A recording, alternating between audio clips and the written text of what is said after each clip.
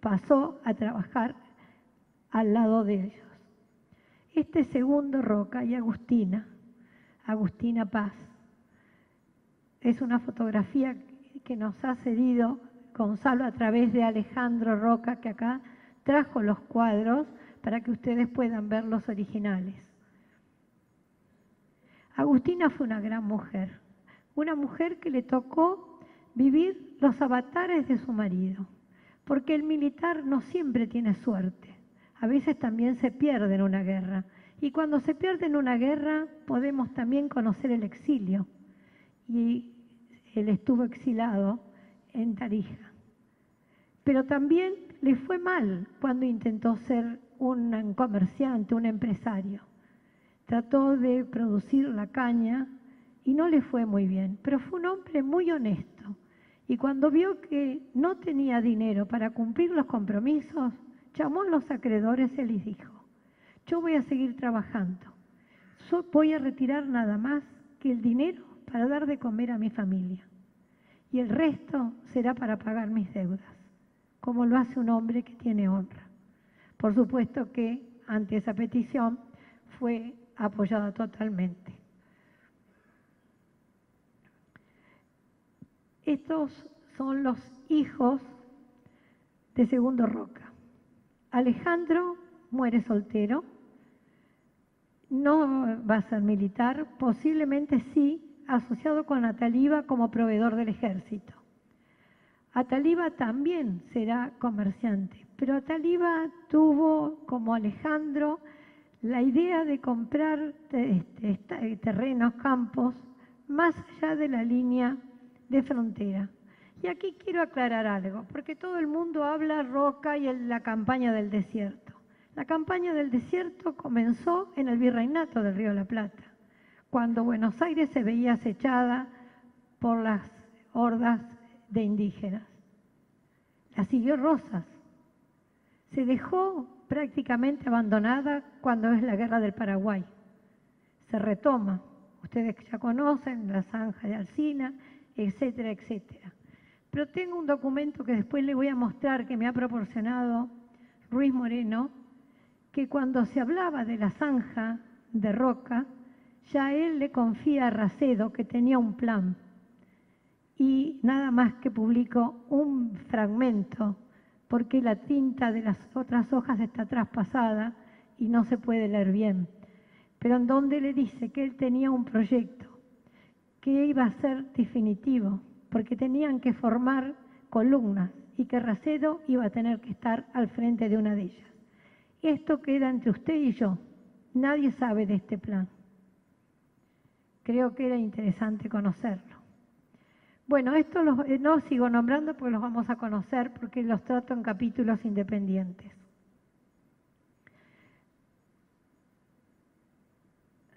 Alejandro Roca, como les dije, muere soltero y realmente es un gran apoyo para Julio Argentino Roca. Tanto es así que cuando hace su testamento se lo deja sus bienes a Julio Argentino Roca. En algunas cosas fueron socios. Compraban, como les digo, en zonas totalmente inhóspitas para ese momento. Después de la campaña del desierto, muchos dicen, se enriquecieron. Pero había que estar con un fusil en la mano y un revólver en la cintura. Y perder familias, bienes, ganado, y luchar y morir por defender esa tierra que habían comprado pensando en un futuro. Es la historia de nuestro país, de todos aquellos inmigrantes que se instalaron en el sur, en el norte, en el este y en el oeste, soñando que la Argentina les iba a dar un futuro. Espero que pronto lo podamos tener. Ataliba, casado con Segunda Reboredo. Más que militar, fue un proveedor del ejército, pero después demostró que sí que fue un gran militar, porque luchó defendiendo las fronteras ante el avance del indio en la zona sur.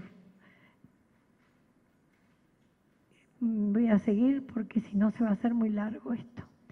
Los hijos de Ataliba son 8 que han tenido un gran protagonismo social.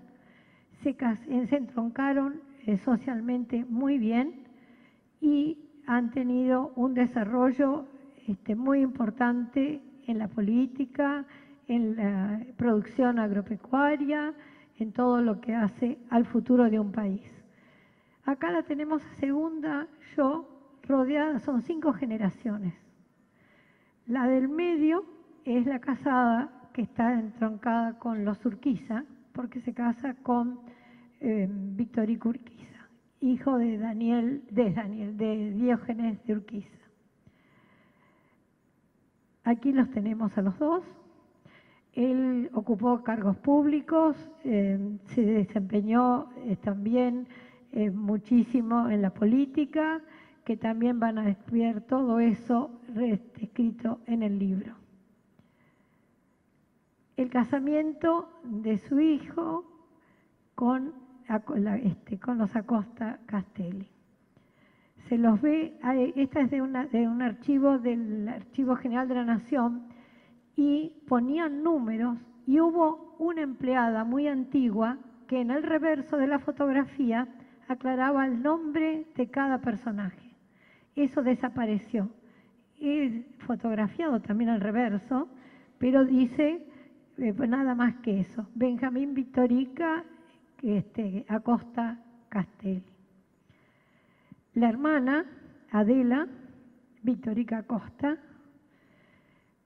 María Luisa Victorica Acosta de Pereira Iraola, y aquí creo que está Fray Zaguier, que va a encontrar a un pariente, Ricardo Zaguier, con María Laura Victorica Acosta y Manuel Cané. Son fotografías, pero que representan también la historia de los entronques que se fueron dando entre porteños y entrerrianos. Aquí está Antonio Crespo Vivot, originario de Paraná, de familia santafesina. Hace poco María Marta Quinodós presentó un trabajo sobre los Crespo.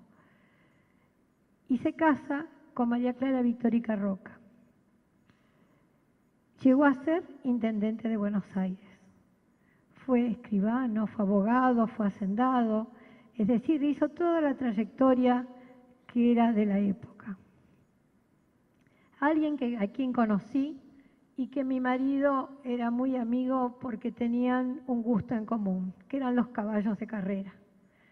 Baby Victorica Roca heredó el Ojo de Agua, uno de los aras más importantes del país, y en su tiempo fue el que había ganado más premios.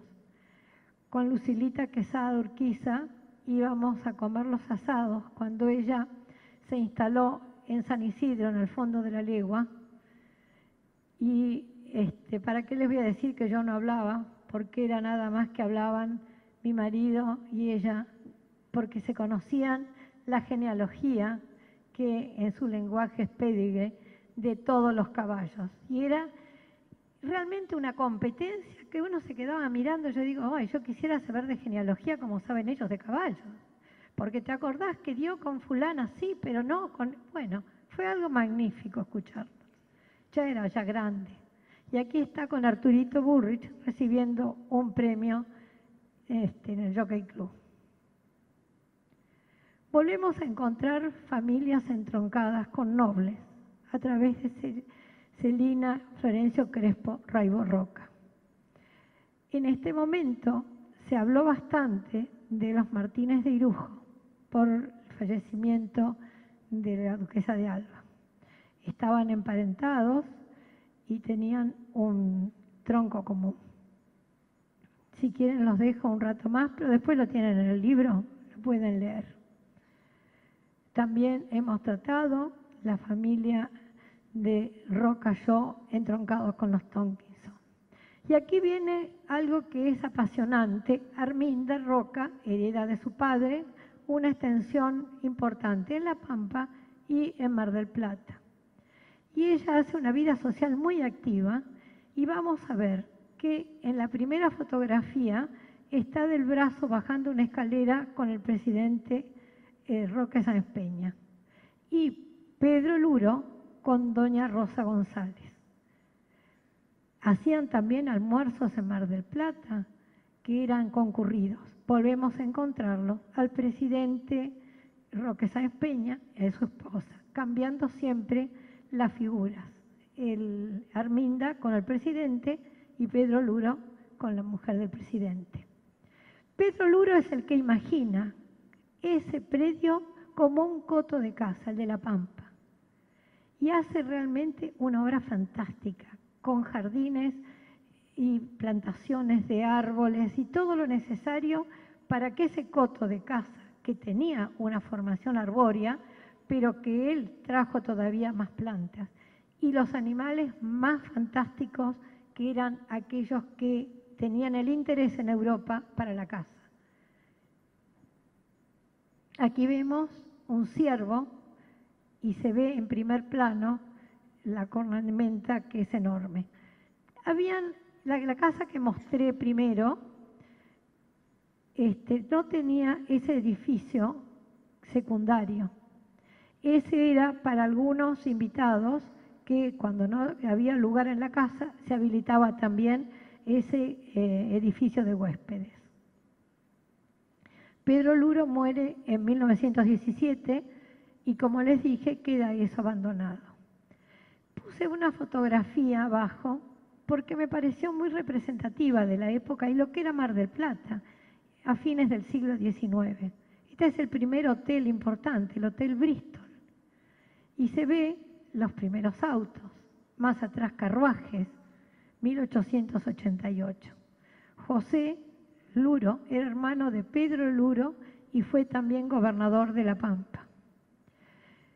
Leonor Mercedes Anchorena fue un personaje realmente que se ha destacado, no por la posición social o económica que podía ostentar, sino por ser una promotora de la música, del canto coral, que ella participaba, recorrió el mundo representando coros o músicos que los apoyaba en fundaciones, incluso ella misma participaba en los coros.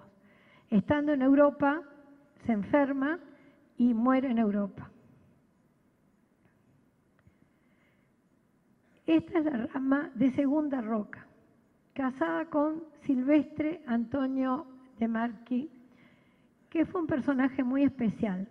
Su padre llegó a la Argentina, italiano, con algún dinero, era comerciante, y había una sociedad italiana muy importante, los Devoto, los Ambrosetti, todos ellos que fueron figuras que crearon el Banco de Italia y Río de la Plata.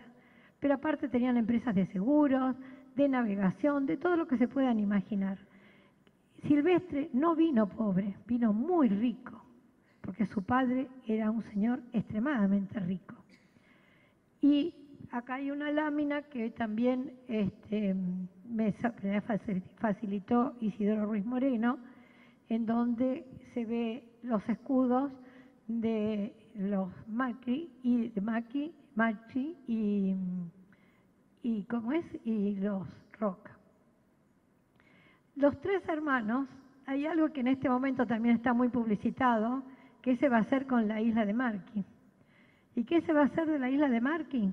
Algo que donaron los tres hermanos, Marcos, Antonio y Demetrio, al gobierno de la ciudad, al gobierno de la provincia de Buenos Aires y al gobierno de la nación. No sé en este momento quién es el titular de la isla. Esta isla la describe muy bien Ulrico Schmidl cuando vino con Pedro de Mendoza. Es muy interesante en el libro de Schmidl cómo relata esa isla separada del continente, arenosa, y que después fue astillero y después fue abandonada y en ese momento la compran y después lo donan a la nación. Esta es la casa que tenían en Bellavista los Roca, los de Marchi Roca. Se trata mucho también la genealogía de los Bollini Roca, bastante actualizado hasta nuestros días, y ustedes saben que en genealogía siempre